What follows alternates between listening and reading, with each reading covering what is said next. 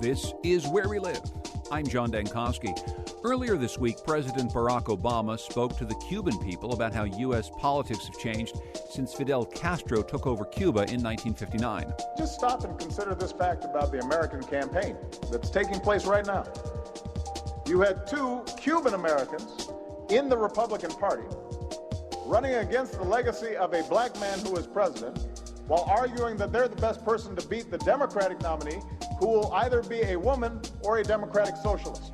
But one candidate left out of the president's summary of this year's election was Donald Trump, and a different label has been used to describe him by many. Here's our Democratic political analyst, Bill Curry, on our weekly news roundtable, The Wheelhouse, last week. What the world's talking about is what it regards as the specter of neo-fascism. So I agree with a lot of what Bill says on our program, but I gotta say, I cringe when I hear the word fascism get dropped into conversation or into my Facebook feed. I think about the families of European Jews I know who watched their families rounded up and killed. I think of Italians like Princeton professor Gianni Rota, who wrote, "I know fascists, Donald Trump is no fascist," for The Atlantic. Rota argues that the xenophobia and scare tactics sound familiar, but that Trump falls short of the scourge that Mussolini was to Italy. Rota writes, Trump has no clear plan of any kind. He's not about to dissolve the Democratic Party and banish the Clintons, Obama, Noam Chomsky, Michael Moore, and Jimmy Fallon to exile on Randall's Island. Americans will not goose step down Broadway. No screaming squadraccia of middle-aged Trump fans will occupy Grand Central. Amazon will not be nationalized as a strategic state asset. Trump is simply an opportunist, perfectly willing to change course and say anything. For my part, I think words really do matter. We've held conversations on this show about the term genocide, a word that is still politically very touchy. But it's clear that the emergence of fascism as an idea in an American election is worth exploring. So today, Where We Live, we'll try to get a better sense of what exactly it means. Join the conversation, 860-275-7266. 860-275-7266. Comment on our website, wnpr.org/Where We Live. You can find us on Facebook and Twitter at Where We Live. Our guest in studio today is Christopher Viles, who's Director of American Studies and Associate Professor of English at the University of Connecticut. He's also the author of Haunted by Hitler, Liberals, the Left, and the Fight Against Fascism in the United States. Chris, welcome to the show. Thanks so much for being here. Thank you so much for having me. So first of all, why don't you just describe and define what fascism means in the way that you understand it? Okay. Well, yeah. I mean, I think it's important to realize that fascism, I use it in a slightly more loose sense. I mean, in the sense that it's a political stream and a political continuum that need not look exactly like Mussolini's Italy or Hitler's Germany. I define it as a particular kind of right-wing politics, and it's distinguished from conservatism proper. Conservatism proper, I see as mostly about kind of, the well-to-do securing their property and economic influence, which doesn't mean you have to be actually, wealthy to be conservative, but it's a different kind of thing than fascism. Again, fascism is a particular kind of right-wing politics, a radical right-wing politics that's its kind of core features are militarism and or male violence, kind of a hard rejection of the principle of equality. There's an anti-intellectualism that's at its core, a disregard for constitutional democracy, and of course racism. And there's a particular vocabulary that animates a fascist politics, that it's about kind of radical national renewal that exalts kind of strength, power, leadership, violence, nation, race. And in terms of economics, fascists tend to be kind of economic pragmatists, taking bits and pieces from kind of the left and right. But economics is not the main thing that kind of animates fascism or fascist movements. It really is more about xenophobia, nation, race, these kind of things. And this idea of pragmatism, this is certainly something that's come up an awful lot in the Donald Trump campaign. Somebody who throughout his career, whether in or out of politics, will say things because that is the thing to say at the time. He is pragmatic in that way. But when you talk about conservatism proper, this is a very interesting thing because I think it's fair to say that this campaign season has shown the differences, the splits within the Republican Party or the conservative movement. On one wing, there's a kind of libertarianism,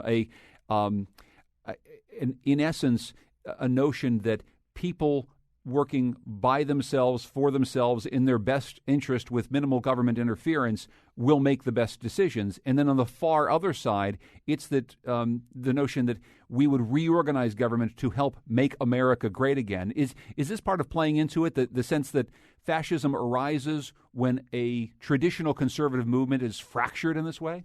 Yeah, but I think what you highlighted really nicely is why it's so difficult to see something like fascism in the United States. And I've argued it's never really coalesced, and it's never obviously taken power or anything like this. But it's more difficult to see in the U.S. than in Europe for reasons you just outlined, which is that we have a kind of a two-party system here, right? Where each of the major parties is this huge umbrella for people on either to the left or to the right. And it's kind of more difficult in that system to parse out the various streams. In Europe, when you've got in most European countries, when you've got a multi-party system, and I'm just thinking kind of the German example, and you have various strands of the left and the right can kind of cohere in different parties, then you can see kind of, okay, you've got the free market liberals, and one on the right, you've got the free market liberals, they cohere in their party. You have the kind of the home and hearth conservatives and the CDU, and then you have the NDP, the kind of the real neo-Nazis, and they kind of congeal into one stream, and you can kind of see it, right? And so I think that dynamic has made kind of a neo-fascist movement a little bit easier to see in Europe than the United States, where it's still kind of a hodgepodge. And for that reason, too, a lot of it's interesting because what I found when researching my book was that nobody agrees on what fascism looks like after 1945. But what's interesting is most all historians of fascism, particularly European fascism, agree that it does exist after 1945. In fact, one Oxford-based historian in the 90s, Roger Griffin, had said that fascism is a permanent feature of modern political life, right? So, and interestingly enough, while we all disagree about the use of the term, and historians disagree and scholars disagree, there is an agreement that it's still alive, right? I was kind of surprised almost in my research to find that consensus. We're talking with Christopher Viles, who's a director of American Studies and associate professor of English at UConn, and he's the author of Haunted by Hitler, Liberals, the Left, and the Fight Against Fascism in the United States. And we'll be talking more about fascism in the U.S. in a moment. If you want to join us, 860-275-7266. You can email wherewelive@wnpr.org. You can also find us on Facebook and Twitter at Where We Live. After 1945 is what we're going to be talking about an awful lot. But can you just take us before 1945, the rise of fascism in Germany, in Italy, and what the fascism of that time was and how it relates to what we're going to be talking about today? Okay, yeah, that's a big question. So one of the things that's important to keep in mind when thinking about what I call historical fascism is that, we've got fascism as, I just kind of outlined, is really only cohered for sure in two regimes, which was Hitler's Germany and Mussolini's Italy. And there's debate as to whether Franco's Spain or Imperial Japan qualifies for that label. But it's important to realize that and Mussolini comes to power in the March on Rome in 1922. Hitler doesn't come into power until 1933. And so we have, and Mussolini's regime doesn't consolidate into a dictatorship immediately. But it's often forgotten that, some fascism in Italy existed, almost 20 years before World War II, right? And we're talking, dating to the early 1920s. And these governments kind of, differ from each other, but what they're animated by, their supporters are not the traditional elites for the most part. Their base of support comes from the lower middle class. We're talking about kind of small business. We're talking about, small farmers, things like this. Not so much the working class, which are, overwhelmingly in those two countries, either self-identified as kind of socialist or communist even.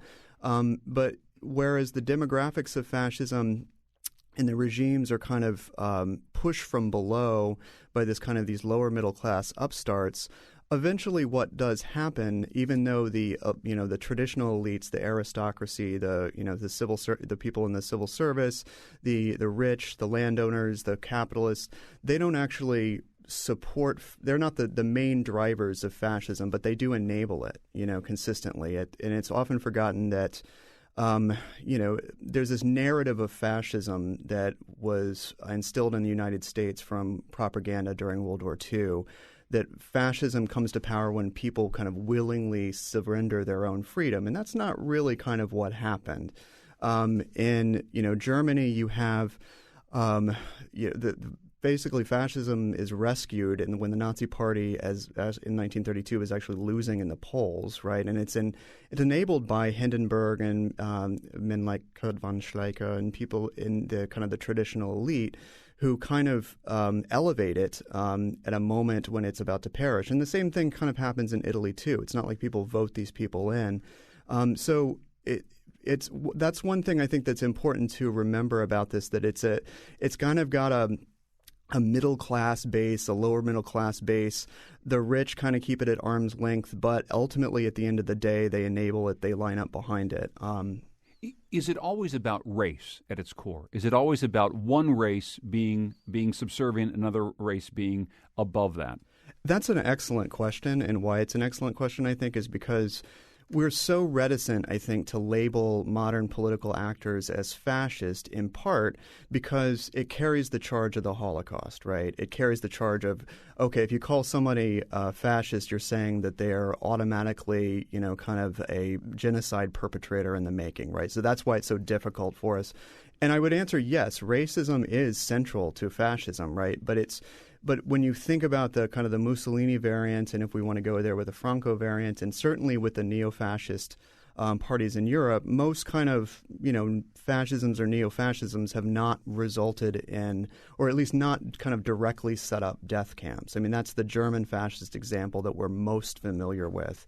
Mussolini, especially by 1938, his PNF was openly racist, but it's more of a kind of a hard racism that Americans might be more familiar with, rather than the kind of the eugenic racism of an Adolf Hitler. So when you hear during the course of a campaign today notions of building a wall to keep certain people out, or rounding up people who live here now and sending them away, or having a list of people who exhibit a certain faith, or banning people of that faith from coming here, are those hallmarks of fascist ideology, or are we talking about something else?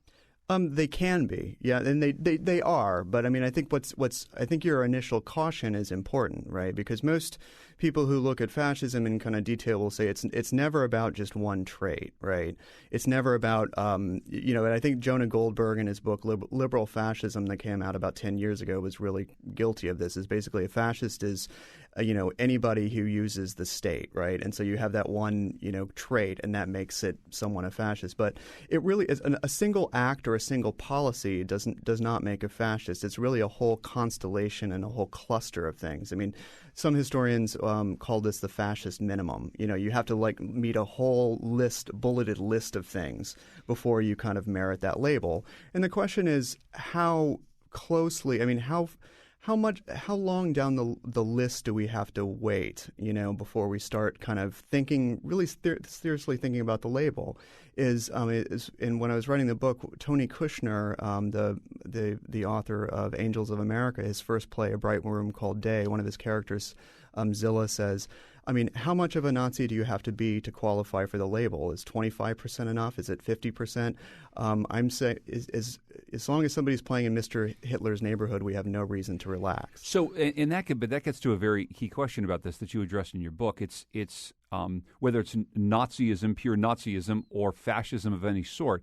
There's words and deeds. Mm-hmm. And yes. in my introduction, the caution that I use, that I feel from people who I have talked to, whose lives have been affected by the deeds of fascists, mm-hmm. believe that is the crossover point, that once there is an organization to round people up, to ban people from something, to put people on a list, or to physically harm and kill people, then indeed you cross over. Before that, it's bluster, it's talk, it's attempts at xenophobia that are meant to appeal to some of our basest interests, but don't rise to the level of that really big word fascist. Yeah, and I think there's some real truth to that in the sense, and I agree with that in the sense that fascism is not just words, it's deeds, right? And I'm very kind of clear about that in the book. But you also have to kind of wonder if someone is talking fascist words, right? That's a reason to kind of really be guarded and again, what point do you wait, right? At what point do you wait to even start using the label?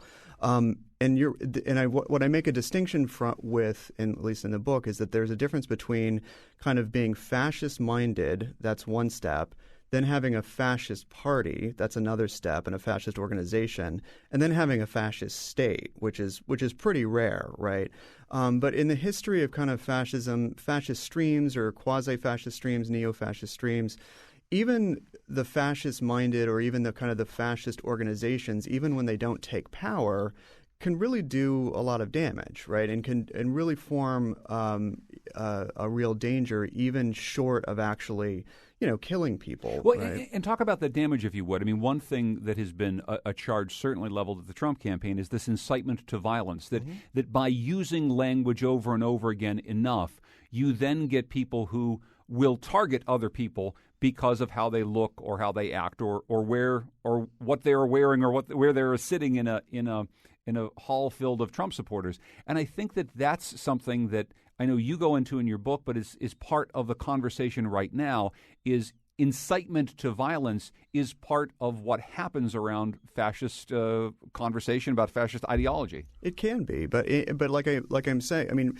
political violence isn't the same as fascism. But what you get with Trump is that you get this vocabulary of kind of strength, power, race, violence, nation, action, and it's kind of stunning to me that what you don't get. And if you watch the full speeches of Trump, the full hour-long thing, the campaign things, and not just the clips, what's really stunning to me is you've got a Republican frontrunner and how rarely the guy mentions taxes, right? Or words like freedom or liberty or democracy or something like this. So, but I think it's, for me, I mean, I'll just say this, maybe it's the spoiler. I don't think with Trump and the label fascist, I would say he merits the label of fascist-minded, right? But he doesn't have yet a fascist party, like I was saying, and it's not clear that if we had a Trump president that he would actually kind of command a fascist state, right? A lot would have to happen. He would have to really change the state apparatus to make that happen, and it's not really clear that would be the case. But I guess the fascist mindedness, the words, the language, the appeals to xenophobia, the appeals to kind of power, strength, race, nation, violence, action, and also the authoritarianism, the way in which he is very much drawn to Putin. And one speech I had seen that he had done in South Carolina, he was even drawn to North Korean leader Kim Jong-un, right? For he's saying, this guy is a man of talent. He takes control under difficult circumstances. And he is very clear that, I'm not a communist. I don't like his politics. But I identify with his personality. I identify with his talent. You can't underestimate a guy like that, right? So it's the authoritarianism. It's what he doesn't say. It's the incitement to racial violence. And those incitements to racial violence, by the way, I mean, I guess the moment that really kind of caused me to take pause was before the Chicago thing or anything like this, when some of his supporters are actually beating up brown-skinned people, and he doesn't condemn it, right? I mean, and so that's what it reminded me of is, if you go back into the United States in the 1930s, Charles Coughlin, the first right-wing radio guy, but also kind of openly pro-fascist. His supporters would go into the New York subways and beat up people who they thought looked Jewish, right? And similarly, he would not condemn them, right? And so, but it's not just the incitement to racial violence, but it's also just the whole political matrix, the whole vocabulary that it's enmeshed in. That actually, again, I think, yeah,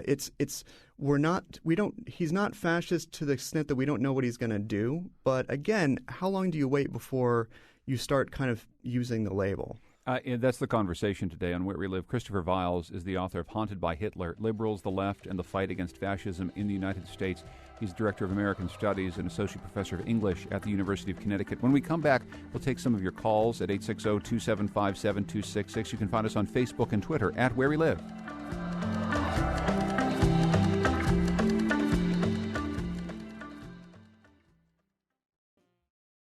This is Where We Live. I'm John Dankosky. Today we're talking about the idea of fascism. Christopher Viles has studied this. He's the author of Haunted by Hitler, Liberals, the Left, and the Fight Against Fascism in the United States. He's a professor at the University of Connecticut. We'll take some of your phone calls in a moment at 860-275-7266. Can I just ask you about another term that has come up over the course of the last couple of years, the term socialism. So the word socialist is actually part of Nazism. Socialist is used in a lot of different ways, and quite wrongheadedly, clearly, has been levied at President Barack Obama over the course of his tenure. I'm wondering how you see the word socialist intersect with this word fascist, whether it's in American politics right now or over the years. Oh, yeah. Well, I mean, the word with the Nazi Party, the fact that they're National Socialist has actually kind of confused a lot of people, I think, in the United States particularly. And that arises from the fact that in their very early years, they did have this kind of economic pragmatism and even a kind of economic populism that, at least in some of their economic platforms, kind of veered left. But overall, I mean, we'd have to define what means or what constitutes left and right here, which is another longer conversation.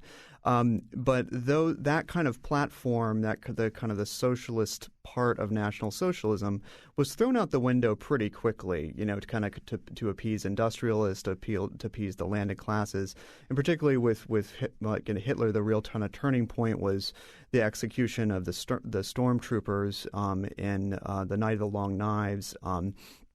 In the early 1930s, not too long after he had kind of consolidated his regime. I mean, that's the point in which most people see the socialism dropping out of National Socialism. But that said, the word socialism is, that's another show. I mean, but that's even more kind of. I mean, I do work on that as well. I mean, that actually has more of a history in the United States, I think, than we realize too. And a lot of the people who identify in the book as anti-fascist were certainly kind of socialist, right? And there was it's important to remember in Germany and Italy, some of the first people rounded up were socialist, were communist, things like this. And so even though you have the word kind of National Socialism and you have some kind of lefty-sounding stuff even in Mussolini's party, really, those who are out there identified as socialists were quickly rounded up, at least their leaders, because of this association and this hatred of internationalism amongst full-blooded fascists. I want to get to the phones here. John is calling from Plymouth. If you want to join us, by the way, 860-275-7266. Hi, John. Go ahead. Good morning. First, I need to preface, I'm not a Trump supporter. However, I think in the context of American democracy, things are getting lost and people are tired of the status quo. And then they're trying to step up to say, hey, we're tired of this do-nothing Congress for the past, born and raised in Western Pennsylvania, 1960, you see things change and there's nothing going on in Congress that are benefiting the people. To call it fascism, I think it's getting out of context that people are just fed up and they're grasping onto anything with a different idea. John, thank you very much for that. I think you raise a really important point about our current political conversation. It's really one of the reasons I wanted to have the conversation today, Chris. So John sounds like a lot of American voters right now. He's fed up with the way things are going. He doesn't see things getting better. He says he's not a Donald Trump supporter, but he's looking for someone who's trying to get some answers. Part of what you write about is that core fear of many people in any society may indeed be the start, the bubbling up of why fascism takes root, but the two don't go hand in hand, right? Mm-hmm. Just because you have anger and discontent within a society does not mean that we are then going to have a fascist leader who takes over. Oh, of course, yeah. I mean, and I think that's a really important point, right? It's not. fascist just because you're fed up with the political system. I mean, it's a lot more specific than that, right? I mean, but I mean, if there's kind of a number of dramatic alternatives, I guess you can go in. But if you're really fed up, and that, being fed up is completely understandable. I'm fed up with the political system too. I hope I'm not a fascist, but with on that note, really. But I mean, if you say you're fed up with the political system and if somebody takes that sentiment with a do-nothing Congress and they say, well, we just need a strong man to kind of come in there and bust heads and ignore democratic protocol and, the Constitution, it's great, but, whatever. Then you've got this kind of – and if you have this impulse to kind of just get things done over anything else, that's when it gets a little bit scary. I mean, if you read kind of Mein Kampf or Mussolini's My Rise, what they consistently said is, Congress and parliaments basically are just about kind of bickering. All people do is argue. You need a leader. You need somebody just to kind of come in. And that's really what democracy gets us. It's basically just a bunch of people arguing over nothing. People are desperate. People are with Hitler, at least by the 30s, and Mussolini by the 30s, it's the Depression. You need somebody to get the house in order without just worrying about all these kind of wimpy democratic rules. But isn't that always a part? I mean, that's always a part of American politics. And I know that American fascism is something that fascinates you and something that you study, but the urge for leadership, for someone to make a decision in a messy democratic system is something I think that Americans always crave. We always want someone who can make a tough decision. We also love someone who doesn't change their mind, who is principled on something and always does the same thing, which is very interesting because the current presidential frontrunner is someone who changes his mind all the time, as we said earlier, very pragmatic. One thing I want to get to, though, is you talk about the rise of the strong man because people have discontent in the way the system works. But don't you also need the scapegoat? Don't you also need somebody who is causing the problem that is keeping you from having the life that you want? Isn't that necessary for the rise of actual fascism? Yeah, absolutely, right. So, and like I was saying earlier, it's the bulleted list. It's the fascist minimum. Simply wanting a strong man and a strong leader is not enough. I mean, certainly there's a lot of people who actually admire somebody who is principled, as you say, and doesn't change their mind easily just at the whim of the latest poll. But when you combine that with a true authoritarian streak that does actually kind of denude your opponents of political power, and you combine that with a real kind of xenophobia or a real militarism, and there's another conversation about the ways in which Trump doesn't fit the kind of historical model we could also talk about. But if you do have this kind of scapegoating, this militarism, as you say, combined with the authoritarianism, combined with a host of other factors, this kind of hard rejection of equality, this hard anti-intellectualism, then you're actually you're at least in the ballpark of fascism. Let's get to another phone call. Frederick is calling from Pomfret. Hello, Frederick. Go ahead. Hi, good morning. Thank you for taking my call. Mm-hmm. My point is, on one end, using the word fascist or not using the word fascist seems to be a self-defeating discussion. Seems, and we agree, that fascism is something that's grounded in a very specific period of history in a very specific part of the world, and therefore it is going to be pretty much impossible to replicate all the conditions in contemporary American society. So on one end, we should not wait for all these things to try to happen, because we'll never be able to use the word fascist. On the other hand, if we use the word fascist and say, well, let's use it a little more loosely, we have the risk of actually, throwing gratuitous, fuel on the fire and not be very credible. Instead, we should really discuss the features of the policies that are proposed by Mr. Trump and others, which is, the extreme nationalism potentially, or the closing of borders, or the impulse for being authoritative, et cetera, et cetera. This is where we should use speech as opposed to try to attach this greater big label that doesn't have all that much meaning anymore. Frederick, that's a really great point. I thank you very much for your phone call. And the idea of the policies themselves is something that we haven't talked much about, and it is frankly, what has gotten lost during much of this campaign as insults are hurled and epithets are used and terminology is debated. The policies themselves are really at the heart of what Frederick cares about.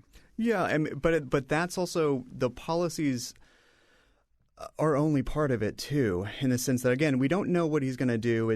We don't know in power what this person would do. But also the policies, if you watch his speeches, and I've watched a number of them, it's really hard to nail down what his policies are, right? In the sense that there's a lot of kind of rambling that happens, right? There's a lot of kind of, oh, well, if you look at a full Trump speech, it's like, well, people love me. I'm going to do this. I'm going to, clamp down on this group. I'm going to build this wall. I'm going to do this, that, and the other. But I do think I agree with Frederick, and I disagree on certain points too, in the sense that I think the language and the psychology kind of behind it, and the kind of the tropes that come up in someone's language, and the emphasis is important for gauging. And I'm hesitating from saying Trump is 100% fascist, because it's still too early in the game, and he hasn't organized an actual fascist party, right? But nonetheless, those words are important. Even words short of policy are important. Impulses are important. We're getting some emails. Ariel, who is, I believe, a colleague of Chris's, says, my concern about fascism in the Trump campaign is not that Trump is a fascist, not that a fascist regime might come to power in the United States, and not that U.S. fascist elements are identical to those of Germany, Italy, or other nations from decades ago. Rather, Ariel writes, I fear that Trump is mobilizing and emboldening individuals and groups with troubling fascistic tendencies, such as long-established white supremacists and nationalist extremists who are prone to violence, including targeted terrorism and hate crimes. White supremacy and nationalist extremism are two things we have mentioned, but bear perhaps a little bit more part of the conversation here as we talk about the history of fascism in the United States. Yeah, and what Ariel brings up is that it is actually the train of my book. When I look at kind of fascist tendencies in the United States, I tend to focus on movements, and particularly movements that have actually impacted the political mainstream, rather than individuals per se. And I think what's unique about Trump is, and one of the first times that I can really remember, at least since George Wallace in the late '60s, that we have somebody who brings together those traits in a major kind of front runner. Right, and we're actually having this conversation, which is pretty astounding to me. I never thought we would be actually having this conversation, in 2016. But what I've identified, at least historically, in American life, is kind of the real fascist movements. Is not. I don't focus on the kind of the galaxy of fringe groups, but again, groups that have had an impact, like in the 1920s through the 60s, the Ku Klux Klan, right, is a kind of a bona fide kind of fascist organization. I also see the Coughlinite movement of the Father Coughlin that's had this tremendous radio following and had this Christian front in the late 1930s particularly. They actually impacted American policy. I see them as part of the kind of the fascist current. There was a lot of streams that were happening in the 1950s around Joe McCarthy. Again, if we were looking for precedent, I would say, Trump might be kind of more in the realm of two predecessors you might see as Trump predecessors are kind of Joe McCarthy to a point, but also George Wallace, in the sense that McCarthy was also, I think, in certain ways fascist-minded, but never really congealed into a real fascist movement. George Wallace in the late 60s and his American Independent Party was widely acknowledged even by conservatives like William F. Buckley at the time as a kind of a functional equivalent of American fascism. And I thought he brought together enough of the traits to kind of qualify. And, like George Wallace, I think what's interesting is that overt, as Ariel brought up, overt kind of white nationalist, overt kind of neo-Nazi groups are actually drawn, to Trump and Wallace. With George Wallace in the 68 and 72 campaigns, actual neo-Nazis would show up in uniform at his rallies. So would KKK types too. And you could say he's not fascist or he's not fully, but you do have to explain it. Why are these people drawn to you? Right? Why are they not drawn to the Green Party, right, or something like this? I mean, so I think that's where the kind of the caution, or the at least the the danger, I think, becomes really apparent. There are a lot of fears in America right now, and some people may have fears of people who don't look like them. There's a big conversation, though, about whether or not something like ISIS or Muslim extremism constitutes a type of existential threat to the American way of life, whatever the hell that is.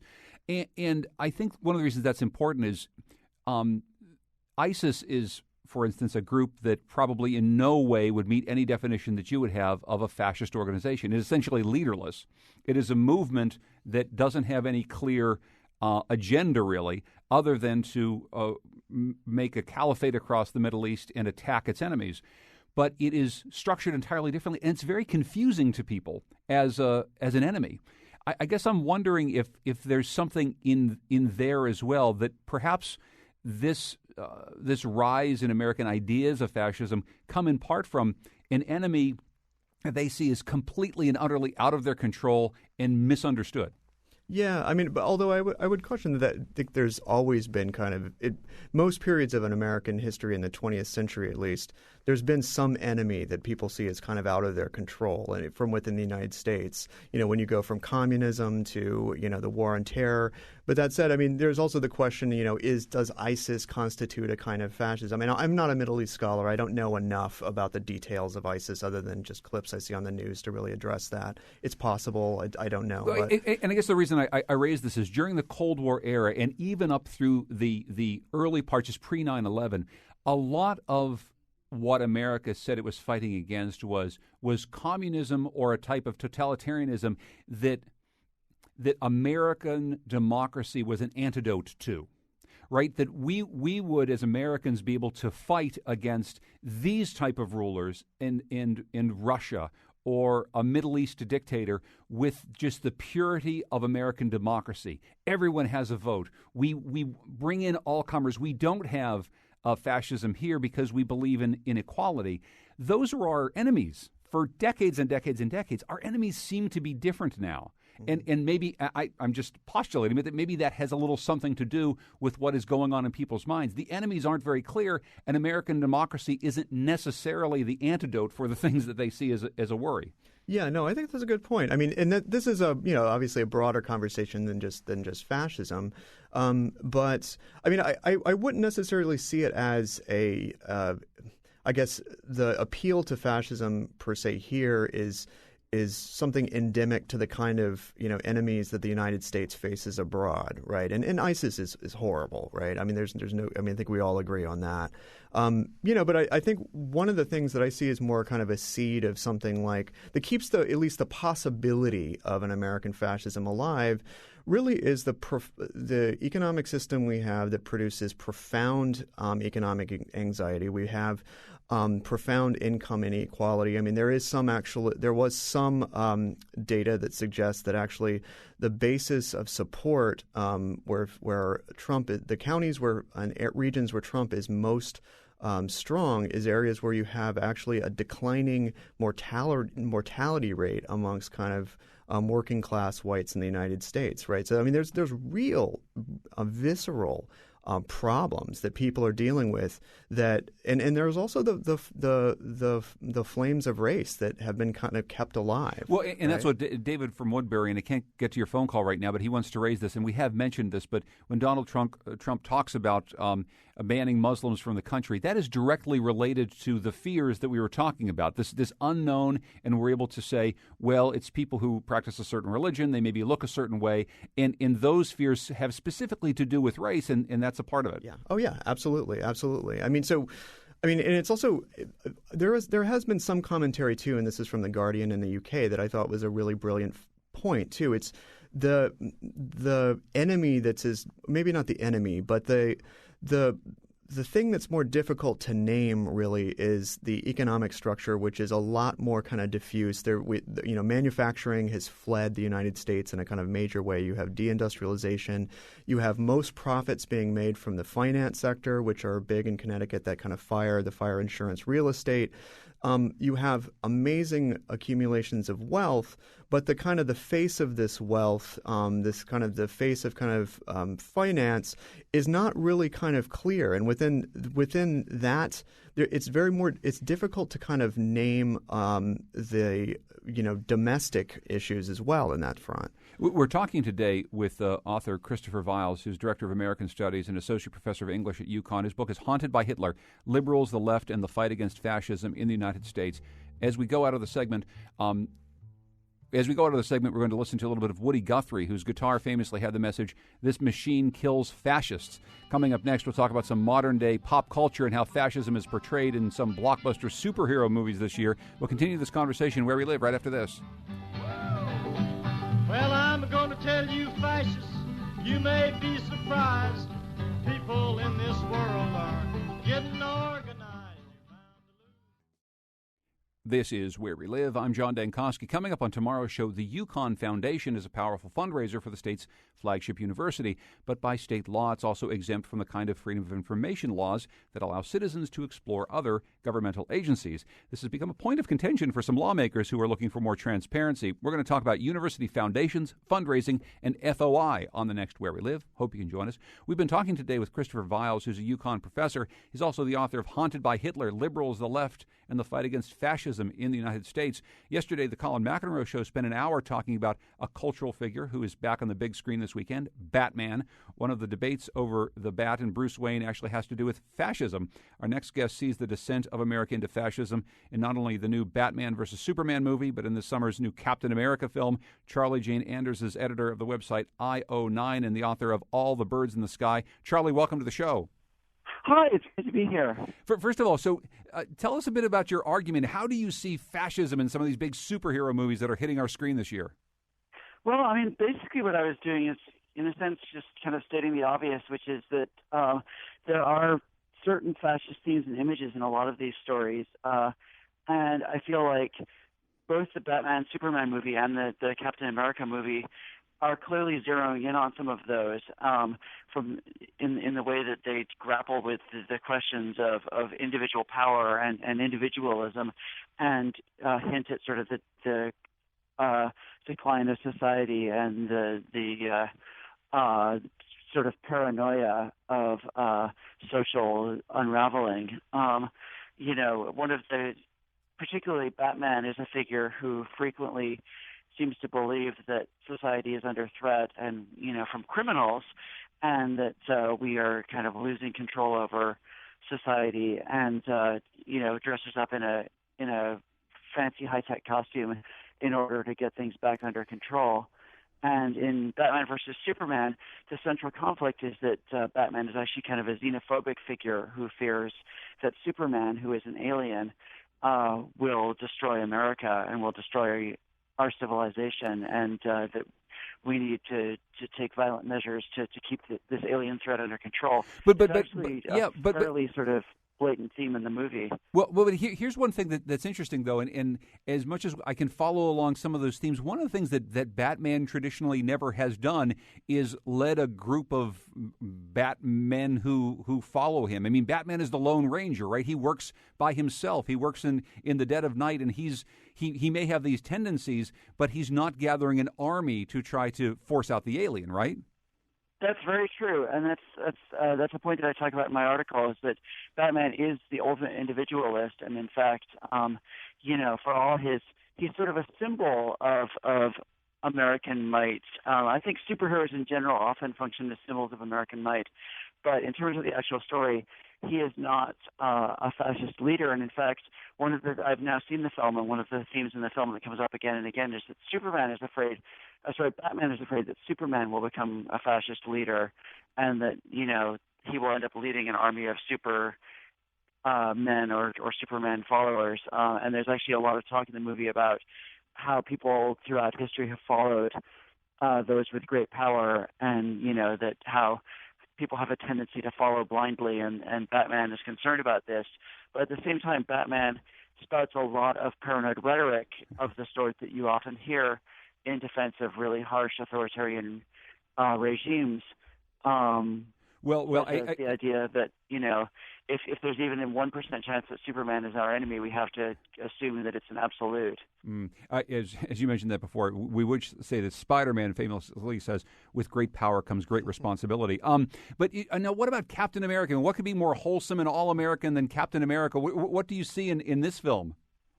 Well, again, I mean, the Captain America movie is based on a story from the comics from about 10 years ago, and it's loosely based on it. I should hasten to add, it's not closely based on it, but it's based on a story from the comics from 10 years ago, in which basically Captain America is once again, his individualism is being questioned by some of the other superheroes, chiefly Iron Man, and they want to put Captain America under control. And the argument is over kind of whether Captain America has too much power without enough accountability. But their answer to that is to put everybody into kind of super gulags or super, Guantanamo Bays and create kind of hellish prisons to put superheroes into if they don't conform. And it's very much a vision. I mean, the original comic story from 2005 is very much a response to 9/11 and the war on terror, and it's all about the fear that the war on terror would go too far and that we would start scapegoating people and putting people into cells and so on and so forth. I want to turn to Christopher Viles a little bit about this because, this notion that America looks to this great leader in the sky, someone who has enormous power, whether a regular man like Batman or someone imbued with some sort of superpowers. Is this part, Christopher, in your mind of the idea of fascism? It can be, right? It can be a component part depending on what it's connected to. But I agree with Charlie that this kind of there is an anti-fascist theme that runs through some of this kind of superhero literature, right? Or the superhero, these graphic novels. And I'm more familiar with some of the historical ones, but, particularly, there was some things that, more recent graphic novels like, V for Vendetta. And there was a 2012 graphic novel called Red Skull Incarnate that was kind of spun off of the Captain America series, which really kind of ties into the anti-fascist tradition in really interesting ways and really compelling ways. But I think that series actually has the one of the darker sides of the kind of the superhero comics is that Frank Miller, I think, has some kind of scary tendencies. The Dark Knight Return kind of thing where it's not just about a Superman, but it's about Superman just kind of instilling law and order when the powers that be have broken down. This kind of dirty, hairy defense of vigilantism. I don't. Does it rise to the level of fascism? I don't know, but it's not healthy. Of course, post 1945, Rod Serling used his television show The Twilight Zone to address some political concerns. Here's a little bit of Rod Serling during the closing monologue of a famous episode, "The Monsters Are Due on Maple Street." The tools of conquest do not necessarily come with bombs and explosions and fallout. There are weapons that are simply thoughts, attitudes, prejudices, to be found only in the minds of men. For the record, prejudices can kill, and suspicion can destroy. And a thoughtless, frightened search for a scapegoat has a fallout all of its own. And that's the great Rod Serling. And at the time, again, and we just have a minute or so left, Chris, but the American boogeyman was communism, and here is a reaction by Rod Serling to fascism and I'm assuming McCarthyism at the time. Absolutely, yeah. And Serling was a World War II veteran who was also a Jewish American, and he was haunted throughout his whole work of fascism in the United States. And he saw in the extreme reactions to communism and a particular kinds of reactions to communism as the would be the face of fascism in the United States, recalling, of course, that Hitler and Mussolini were what's often forgotten about them is not only how they were xenophobic, but how fiercely anti-communist they were, and how that was absolutely central to their identity. So I think he was seeing echoes of McCarthyite America throughout the Twilight Zone and throughout some of his teleplays before that and some of his work after that as well. Christopher Viles' book is Haunted by Hitler, Liberals, the Left, and the Fight Against Fascism in the United States. Thanks so much for joining us for this conversation. I really appreciate it. Thanks also to Charlie Jane Anders, editor of the website IO9 and the author of All the Birds in the Sky. We've tweeted out links to Charlie's article about superheroes and fascism. If you want to continue this conversation, go to WNPR.org/Where We Live. You can also find us at Where We Live on Facebook and Twitter. Our program today produced by Tucker Ives with Lydia Brown. Kyone Wolf is our technical producer. Heather Brandon is our digital editor. Katie Tolarski is the executive producer of Where We Live. Thanks to Ross Levin and Stephanie Reif, our interns. I'm John Dankosky. This is Where We Live.